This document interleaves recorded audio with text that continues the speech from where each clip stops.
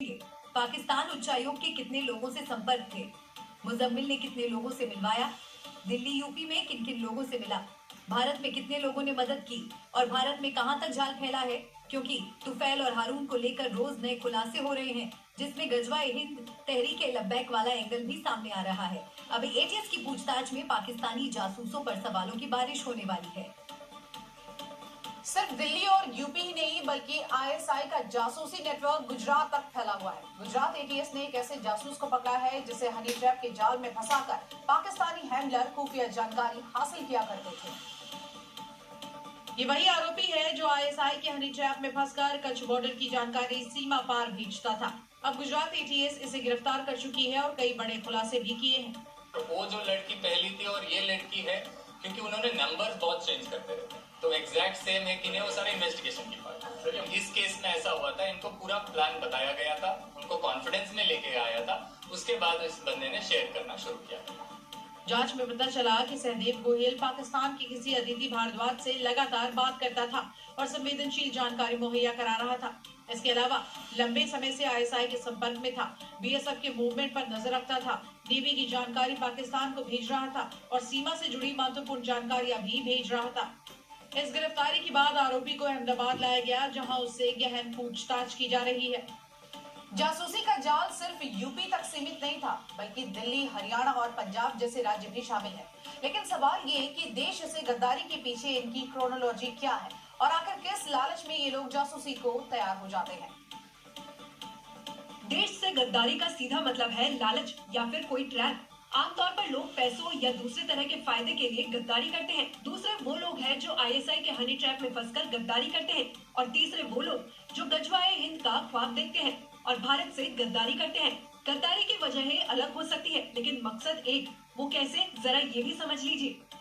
लालच में गद्दारी के पीछे कई वजहें हो सकती है, जैसे वीजा के बदले भारतीय सिम देना, वीजा के बदले सेंसिटिव इंफॉर्मेशन देना या फिर सीधे आर्थिक लाभ के लिए जासूसी करना। इन तीनों पैटर्न में एक बात कॉमन है, वो है लालच। लेकिन टारगेट कौन होते हैं? जिनके पाकिस्तान में रिश्तेदार हैं, जो लोग पाकिस्तान घूमने जाते हैं या फिर जिनका पाकिस्तान के प्रति लगाव है। लेकिन जासूसी से भी खतरनाक है वीजा के बदले सिम वाला खेल। कैसे, जरा वो भी समझिए। पाकिस्तानी उच्चायोग में तैनात आईएसआई के हैंडलर्स अपने असली या प्राइवेट नंबर के बजाय उन्हीं भारतीय सिम कार्डों का इस्तेमाल करते थे ताकि आईएसआई पर आरोप न लगे। आईएसआई इंक्रिप्टेड ऐप्स जैसे व्हाट्सएप और टेलीग्राम से भारतीय सुरक्षा बलों को निशाना बनाया जाता था। 2023 में भेजे गए स्पाईवेयर सभी +91 नंबरों से भेजे गए हैं, जो आईएसआई हैंडलर्स इस्लामाबाद के साइबर हैकरों को देते थे ताकि वे व्हाट्सएप लॉगिन कर सेना व पुलिस के फोन हैक कर सके। इसके अलावा भारतीय नंबरों का इस्तेमाल आईएसआई भारत विरोधी एजेंडे के लिए भी करती रही है, जैसे दंगे भड़काना। पाकिस्तान उच्चायोग में बैठे दानिश जैसे हैंडलर पिछले 5 सालों से जासूसी के इस रैकेट को रन कर रहे थे, लेकिन अब आईएसआई का खेल समझो खत्म हुआ।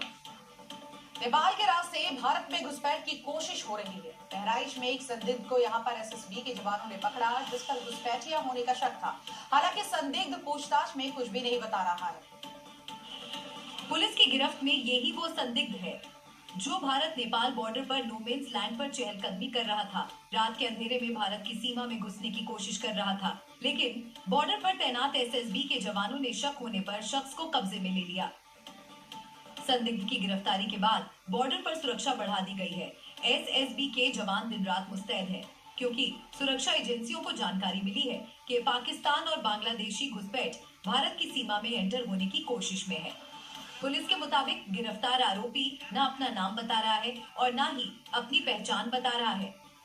हालत ऐसी बनाई है जैसे मानसिक रूप से बीमार हो, लेकिन इस पागलपन के पीछे कोई बड़ी साजिश हो सकती है, जिसके लिए लगातार पूछताछ जारी है। क्या नाम है तुम्हारा? क्या नाम है?